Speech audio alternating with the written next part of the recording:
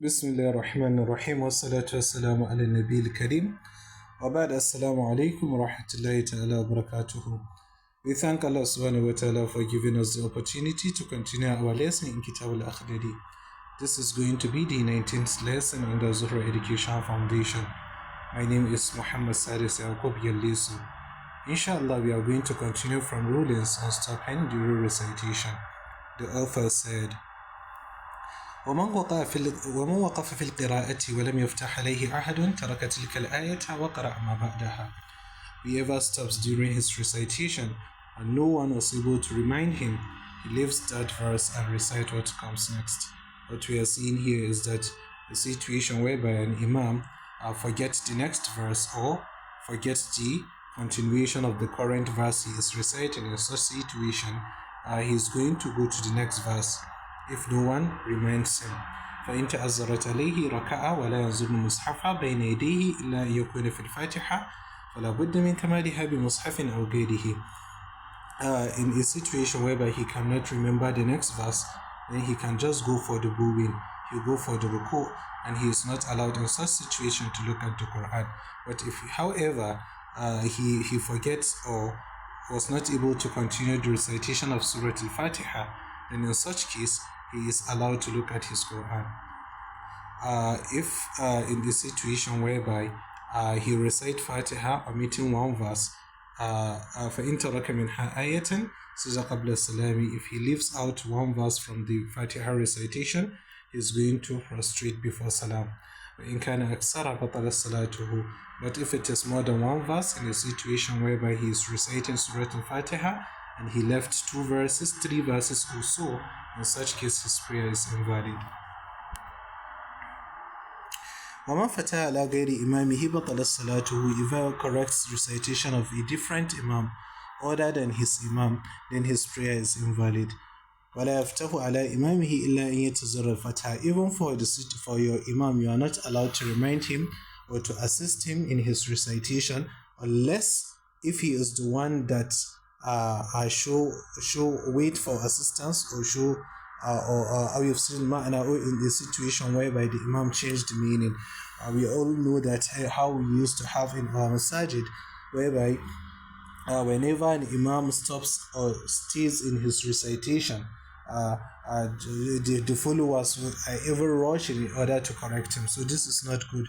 You have to wait for the imam, whereby the imam show he seek for assistance before you assist him. ومن جعل فكره قليلا في أمور الدنيا نقص صوابه وصحت صلاته ولم تبطل صلاته. Whoever thinks briefly about the matters of the world while praying, then his reward of prayer is reduced, but his prayer is still valid. ومن دفع الماشي بين يديه أو سجد على شق جبهته أو سجد على طية أو طيتين من إمامته فلا شيء عليه. There is no prostration in the following instances. The first instance is pushing someone away from walking in front of you. We have already known that it is not allowed for someone to walk in front of someone. So in such situation whereby someone walk in front of you, then you can easily push him and your prayer is still valid. Or prostrating on the side of the forehead. If you prostrate on the side of your forehead, your prayer is still valid. Also prostrating on 1 or 2 layers of your turban, it is still valid. ولا شيء عليه ولا شيء في غلبة القيء والقلس في الصلاة. There is nothing on him for involuntarily vomit, the vomit which comes involuntary, or belch in prayers. All these are something that does not invalidate your prayers. وسهو المأموم يحمله الإمام إلا أن يكون من نقص الفريضة. The mistakes of a follower are covered by the imam unless what was missed is an obligation. What we are saying here, if the follower does not say Sami Allahu liman hamidahu, or he forgets to say one of the righteous or sunnah acts which are not that too strong, in such case it is covered by the imam and the follower is not responsible for doing anything. Unless if it was an obligation that was missed, as such like bowing, prostration also. وإذا سهى المأموم أو نعس أو زحم عن الركوع وهو في غير الركعة الأولى. If a follower does not pay attention or dozes off or crowded out from bowing in other than the first raka'ah, that means in the second or third raka'ah, فإن طمع في إدراك الإمام قبل رفعه من السجدة الثانية ركع ولحقه. If he is sure of meeting the Imam before he rises from the second prostration, then he should perform the ruku and catches up with the Imam. Yeah, you can see here what we are trying to see is that he is thinking that, or he is hoping that he can meet the Imam before the Imam raises from the second prostration. Then he should quickly do the ruku, that is the bowing, and catches with the Imam. In the situation whereby he is not sure of catching up with the Imam, taraka ruku'a wa tabi'a Imam, he should just leave the bowing. That means he has missed the bowing and follows the Imam. وقضى ركعة في موضعها بعد سلام إمامه, and make up another rak'ah in its place after the salam of his Imam. What we are seeing here is very simple. You doze off while prayers is taking place, and in that situation you missed the ruku. You missed the ruku because you just realized that the Imam is even raising from his second prostration.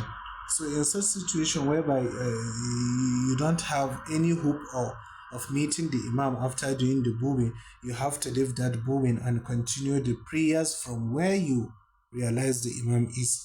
And in such situation, after the exit of the Imam, after the salam for the Imam, you are going to pay one rak'ah, because since you left that ruku, then you have to pay it off.